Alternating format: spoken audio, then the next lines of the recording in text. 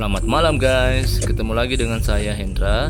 Kali ini saya ingin mengajak teman-teman semua berkeliling kota Makassar kembali. Ya, kita sekarang berada di Jalan Riburane. Saya ingin mengajak teman-teman semua berkeliling di daerah Chinatown, yaitu tepatnya di Jalan Nusantara, kemudian masuk ke Jalan Sulawesi. Nah, kebetulan hari ini yaitu tanggal 11 Februari 2021, saat ini jam 10 malam guys ya. Nah, sebentar lagi kita akan memasuki tahun baru Imlek.